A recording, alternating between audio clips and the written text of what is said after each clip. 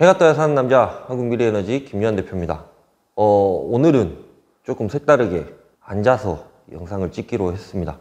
매일 서서 이렇게 영상을 찍고 그러다 보니까 화면이 맨날 구도가 똑같고 이러다 보니까 조금은 구도에 대한 좀 변경이라든가 이런 것들을 통해 가지고 좀 색다름을 좀 줘보자 해가지고 오늘은 조금 앉아가지고 영상을 찍기로 하고 영상을 찍고 있습니다. 여하튼 오늘 정기신문 관련해가지고 정기신문을 이렇게 보다가 원래는 유튜브로 오늘 안 찍는 날입니다. 근데 이 이야기는 꼭 한번 해드리고 넘어갔으면 좋을 것 같다라고 해서 바로 부랴부랴 오늘 PPT 만드는데 오늘 영상을 다 찍었으면 좋을 것 같다라고 해가지고 오늘은 제가 특별한 일이 없어요. 그래서 오전에 미팅 하나가 있었고 오후에는 별다른 미팅이 없어가지고 PPT 만들고 있는 도중에 그래서 제가 오늘 모자를 쓰고 출근을 한 거고요. 좀 편하게 출근을 하는 편입니다. 그래서 모자를 쓰고 출근을 해가지고 PPT 만들고 미팅하고 그 다음 회의하고 유튜브 광고 관련해가지고 미팅도 하고 그렇게 진행을 하고 있다가 PPT 만들 때 이 이야기는 내가 직접 바로 지금 얘기를 해야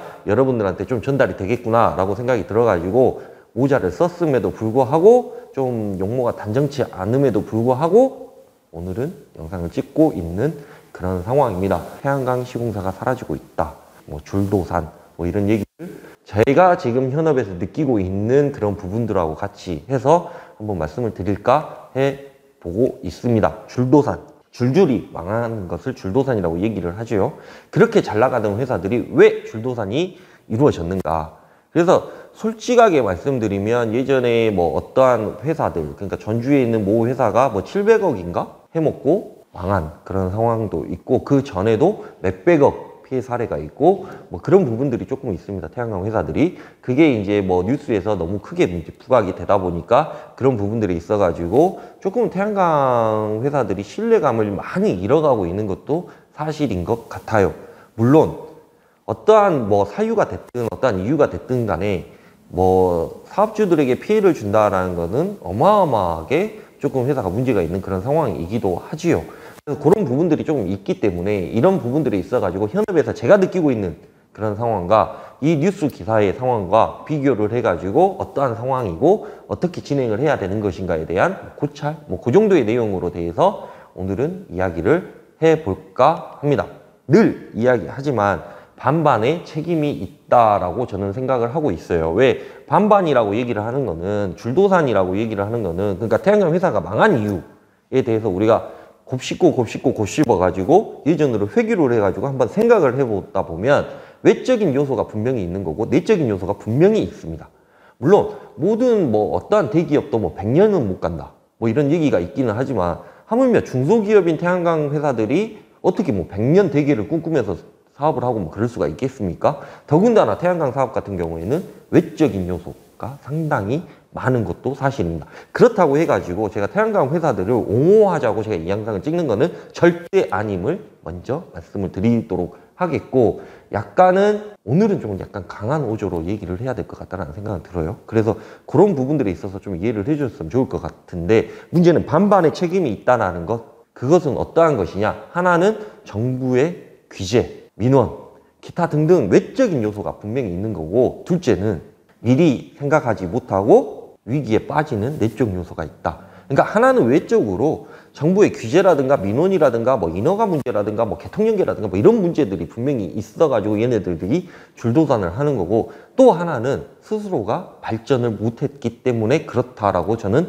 단정을 짓고 싶습니다. 물론 그게 전부는 아니겠지만 여하튼 그런 부분들이 있는데 그 내용에 대해서 조금 세심하게 들어가 보면 외적 요소라고 하면 태양광을 할 토지가 없는 것이 가장 큰 문제이지요. 왜? 규제가 너무 심하니까. 두 번째, 규제로 인해 할 수 없는 거. 인허가가 안 나오는데 어떻게 진행을 합니까? 세 번째, 원자재 값이 엄청나게 많이 상승을 해 있는 상황입니다. 요즘에 모듈을 하나 사는데요.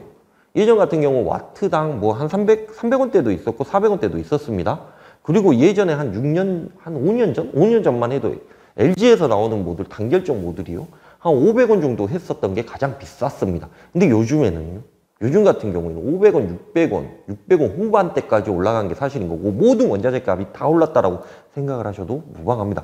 그러니까 제가 예전 영상에 한번 찍었을 때 30% 정도 가격이 올랐다. 라고 얘기를 했었는데 지금 실감, 체감하는 그런 느낌으로는 40% 이상인 거고요. 예전에는 이게 여신이 가능해가지고 한 10% 주고 나머지 물량 가지고 온 다음에 준공 때려놓은 다음에 엑시트 시켰다라고 봐보면 요즘 같은 경우에는 그런 경우가 거의 없습니다. 거의 100% 다 현금 주고 갖고 와야 되는 이런 상황이 있다라고 봐주시면 될 것 같고, 네 번째, 개통연계. 개통연계 물론 허가 받아놓고 개통연계가 3년, 4년 정도 기다려야 되는 이런 상황이기 때문에 이런 부분들이 다 정책적인 문제들인 거고 다 외적인 요소라는 거죠.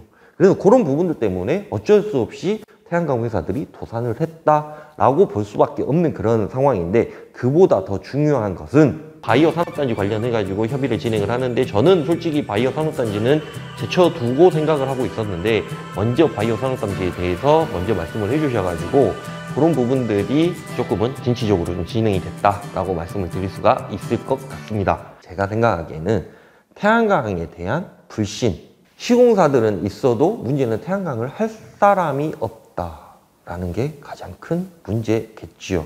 그래서 이 부분이 왜 태양광을 할 사람이 없는 것인가?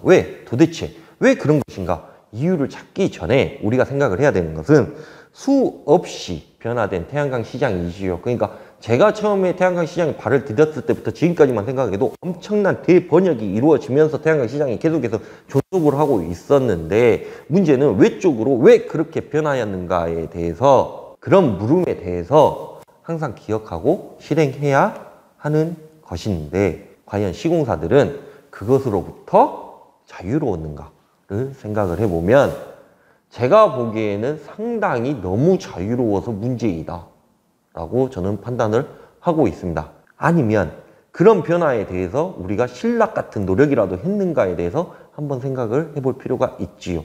저는 태양광 산업에 있어가지고 가장 큰 변화 같은 경우에는 임야 가중치 조정이라고 생각하는 사람 중에 한 사람입니다.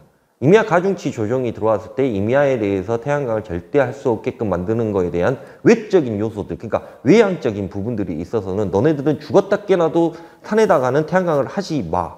앞으로 우리가 태양광에 대해서 규제를 줄 거야 라는 거에 대해서 우리가 충분히 인지를 하고 충분히 그거에 대해서 대비를 했었어야 됐는데, 그때 당시에 저랑 조금 친하게 지냈던, 지금은 망해가지고 뭐하고 있는지 잘 모르겠지만 그 대표가 저한테 뭐라고 얘기를 했냐면, 야, 산에다 하지 마라고 하니까 그냥 땅값이 한 10만 원, 12만 원, 그때 당시만 해도 10만 원, 12만 원 상당히 비쌌습니다.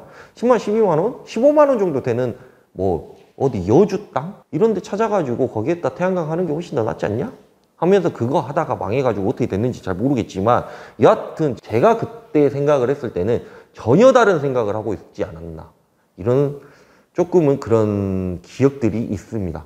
그래서 저는 그렇게 생각을 해요. 조금은 시공사들이 신락 같은 그런 노력이라도 했는가, 변화에 있어가지고.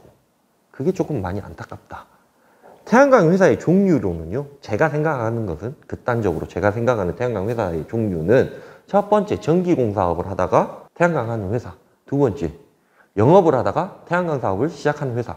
이 두 가지 정도이지 않나? 이런 생각을 해봅니다. 세 번째, 네 번째는 어떤 건지는 잘 모르겠지만, 아무튼 제가 생각하기에는 반은 원래 전기공 사업을 하는 회사가 태양광 사업을 시작하는 회사가 있고, 두 번째는 원래 영업을 하던 회사였는데 태양광 사업을 시작한 회사가 있고, 이러지 않나 라고 저는 생각을 하고 있어요.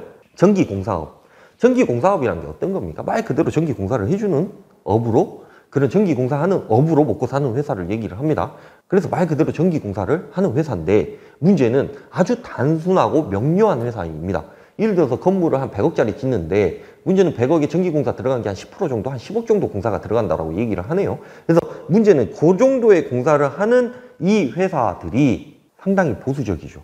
아시는 분들은 아시겠지만 전기공사업 하시는 분들이 상당히 보수적입니다. 그리고 변화에 조금은 민감하게 반응을 하는 회사는 아닙니다. 그래서 정부 정책과 밀접한 관계를 가지고 있는 신재생 에너지 관련된 사업에서 과연 전기공사업을 하다가 넘어온 회사들이 살아남을 수 있을까 하는 그런 의문이 당연히 들 수밖에 없는 것이지요.